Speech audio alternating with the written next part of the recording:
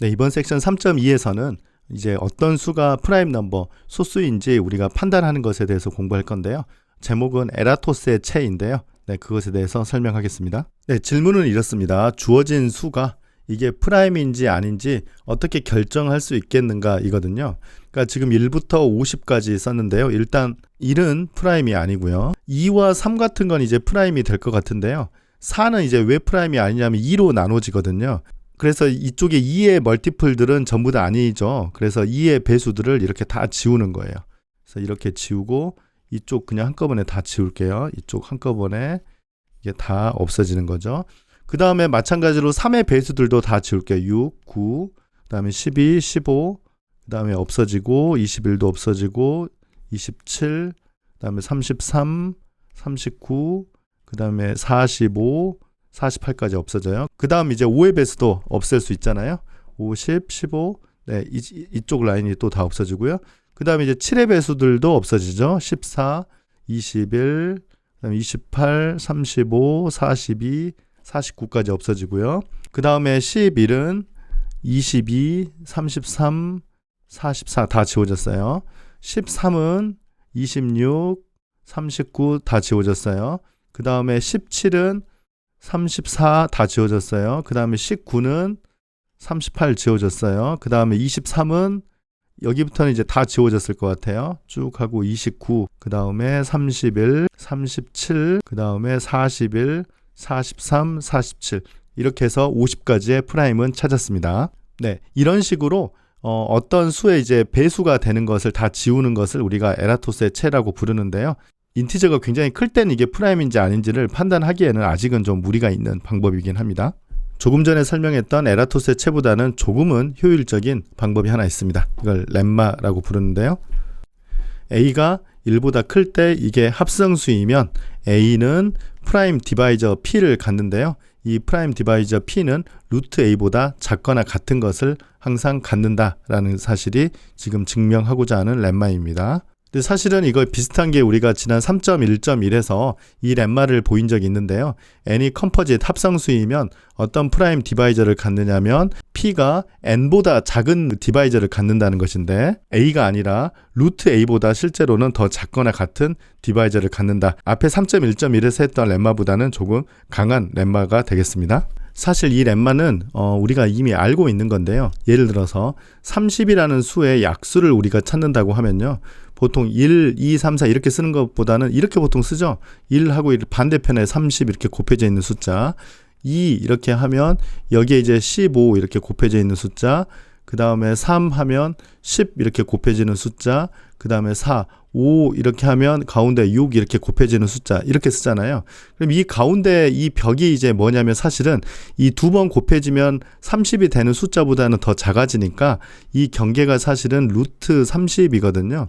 그래서 약수가 이 오른쪽 왼쪽과 이렇게 개수가 이제 똑같아지잖아요. 그러면 이들 중에서 이 프라임 디바이저가 만약 있으면 이 루트 30보다는 더 작은 쪽에도 있고 루트 30보다도 더 뭐 큰 쪽에도 있을 수 있고 뭐 그런 생각이기 때문에 이 루트 A가 그러한 철학에서 나온 식입니다. 그러면 증명하겠습니다. 이 A라는 숫자가 컴포짓이니까요. B, C 이렇게 곱으로 표현이 되는데요.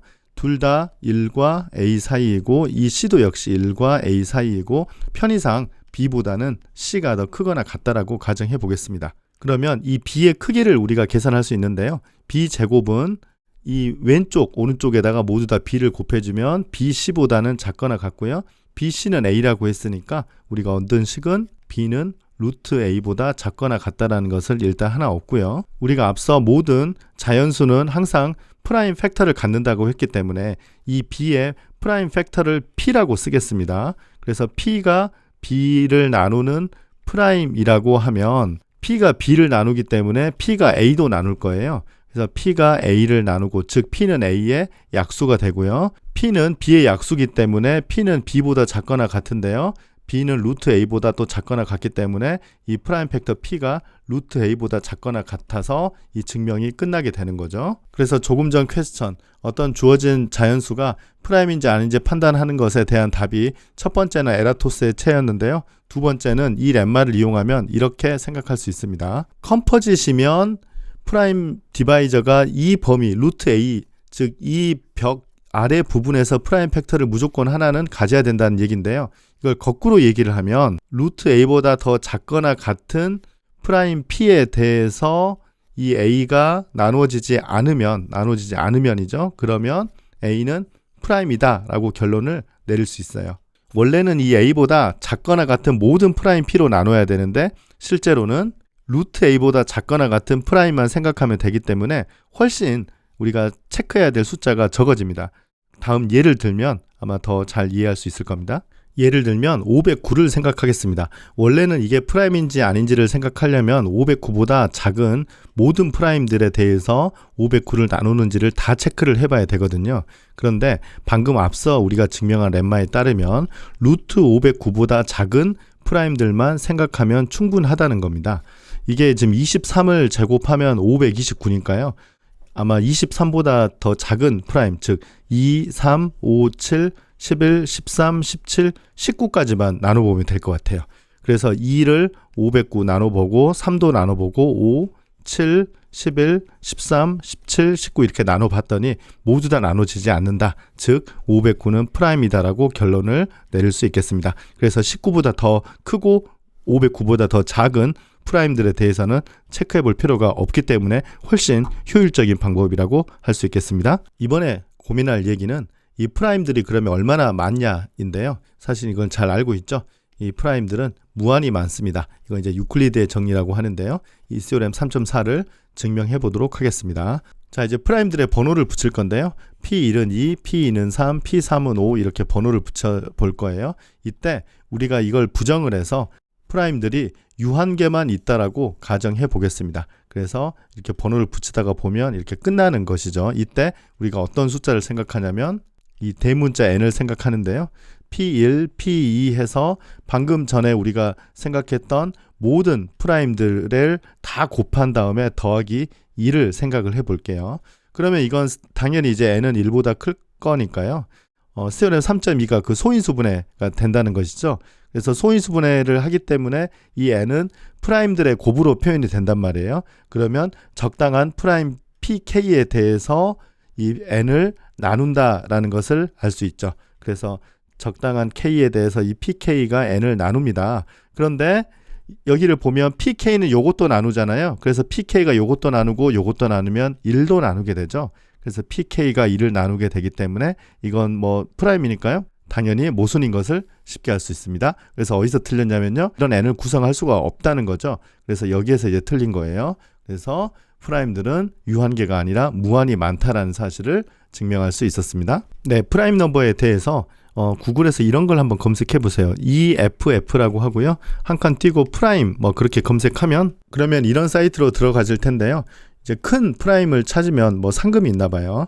여기 보면 100만짜리 프라임을 찾으면 뭐 5만 달러. 이거 아마 2000년. 그다음에 2009년은 네, 1000만짜리. 그다음에 여기부터는 아직 없나 봅니다. 1억짜리를 찾으면 뭐 15만 달러. 우리나라 돈으로 2억 조금 안 되네요. 네, 뭐 이런 네, 상금이 있다는 것도 알려드렸습니다. 네, 마지막으로 이제 프라임이 무한히 많은데 이제 프라임이 어떻게 분포되어 있는가는 아직도 알려진 바가 많지 않아요. 그러니까 예를 들어서 파이x라는 함수를 보통 이렇게 정의를 하는데요. 이건 x보다 작은 모든 프라임들의 개수입니다. 그래서 예를 들어서 10 같은 경우는 더 작은 프라임이 2, 3, 5, 7이니까요. 4라고 주고요. 100보다 작은 프라임들은 25개가 있어서 25라고 줍니다. 그러면 이럴 때 이 파이 x의 포뮬러를 찾을 수 있겠는가? 이건 아직도 알려진 바가 없습니다. 그러니까 예를 들어서 뭐 x 대신에 뭐 9000 대입하면 9000보다 더 작은 모든 프라임들의 개수가 나오는 공식, 그런 건 알려진 바가 없어요. 네, 그래서 1700년대부터 이러한 컨젝처가 있었는데요. 방금 얘기했던 파이 x이고요. 이 파이 x와 fx를 이렇게 나누어서 x가 무한대로 갈 때 1이 되는 우리가 잘 알고 있는 함수 fx를 찾을 수 있겠는가? 굉장히 유명한 답 중에 하나가 르장드르라는 이 수학자가 사실은 가우스와 거의 동시대 사람인데요. 르장드르가 뭐 숫자 굉장히 이상하죠. fx 여기다 대입하면 이렇게 될 거다라고 이제 추측을 한 것이고요. 가우스가 1793년에 사실은 이거 없이 이것도 된다라고 이제 추측을 했어요. 근데 사실 가우스는 1777년생입니다. 그래서 나이가 10대 때 이걸 설명을 했고요. 1849년에는 이것보다는 이게 더 정확한 것 같다라고 이렇게 추정을 했어요. 그래서 이게 얼마나 정확한지를 한번 제가 만들어 놓은 표를 보겠습니다. 그래서 파이 n이 있고 로그 n분의 n이 있고 그 다음에 저 lin이라고 쓰여진 것이 오른쪽에 적분하기를 2부터 n까지 로그 t분의 2를 적분하는 거거든요. 근데 파이 n은 이제 진짜 값입니다. 그래서 1000까지는 프라임 넘버 개수가 168개, 만까지는 1229개, 이렇게 해서 10의 9승까지는 5084만 7478개, 이건 이제 진짜 값이고요. 로그 n분의 n은 이제 처음에 추정했던 값인데 처음에는 비슷한데 뒤로 가니까 오차가 많죠. 그런데 놀랍게도 저 li라고 저런 그 함수는 처음에 178, 그 다음 1246 가서 10의 9승 봐도 5084만 9235로서 참값과 굉장히 오차가 적다는 것을 알 수 있어요. 그래서 이 lin 또는 로그 n분의 n, 네, 저런 것은 이제 저렇게 추정을 했었는데요. 1896년 들어서서 이 아다마르라는 사람과 푸생이라는 사람이 각각 독립적으로 증명한 게 있는데 그걸 우리가 프라임 넘버 시오렘이라고 합니다. 정확하게 뭘 증명했냐면 이 fx를 여기다 대입했을 때 이게 이제 극한이 1이 된다라는 것을 이 두 사람이 독립적으로 증명한 게 있어요. 물론 이게 비율이 x가 무한대로 갈 때 1이라고 해서 파이 x와 fx 차이가 무조건 적어진다는 건 아니거든요. 그러니까 예를 들어서 x제곱 분의 x제곱 빼기 x 했을 때 요건 극한이 1이지만 사실 이것과 이것 차이는 x잖아요. 그러면 x가 커질 때 이 차이는 점점 커져요. 그런데 1이 된다는 것은 이 비율이 비슷해진다는 거지 차이가 점점 작아진다는 건 아니에요. 그래서 이 파이 x의 구체적인 함수 값을 찾는 것은 이 문제하고는 또 다른 문제입니다. 그래서 3.2에서는 어떤 주어진 수가 프라임인지 아닌지 판단하는 방법 두 개를 배웠습니다. 하나는 에라토스테네스의 체 방법을 쓰는 것이고요. 또 하나는 a가 아니라 루트 a로 줄여서 프라임을 체크할 수 있는 경우의 수를 훨씬 줄였습니다. 그리고 프라임 넘버는 무한히 많다라는 것도 증명을 했고요. 마지막에 프라임 넘버의 개수에 관련된 얘기를 했었는데 그 다음 영상 3.3에서는 프라임 넘버에 관련된 여러 가지 풀린 문제, 풀리지 않은 문제도 여러 개 소개하도록 하겠습니다. 네, 감사합니다.